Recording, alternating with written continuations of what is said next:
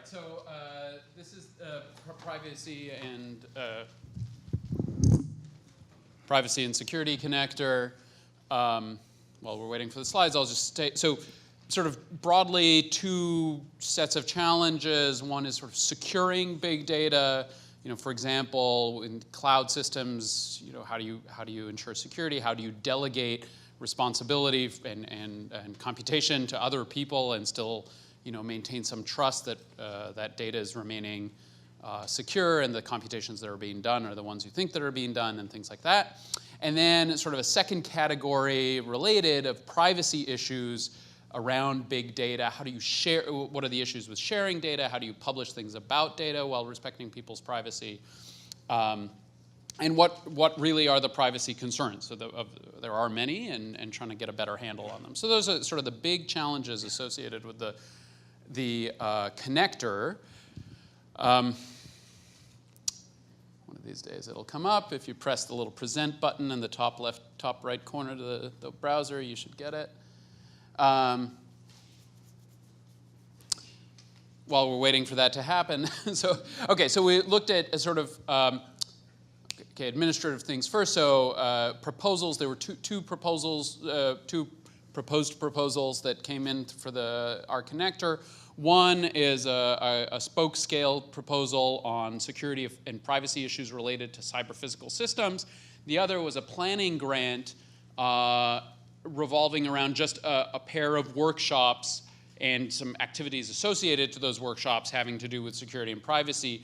The planning grant one is sort of much broader but smaller, and while the security and cyber-physical systems ones was bigger and more focused, so there was no need for, no perceived benefit to merging or anything like that.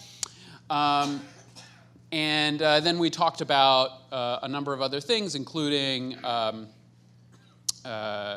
workshop topics. So now, now even my notes are gone, right? Right. Okay. So there's sort of a couple of workshop. Perhaps the workshop idea that was most fully developed was broadly on barriers to data sharing that are related to privacy and security. So that's privacy, security, fairness also is an associated question. Things like what are the regulatory barriers, or what should be the regulatory barriers in some cases. And so, yeah, somebody knows what's going on. All right, good. It'll work eventually by the time I'm done. So there's some. We saw that as a workshop that was connected to the data sharing activities and the ethics activities, and also one that really had a potential to cross sectors, meaning involve people from government and nonprofits and industry.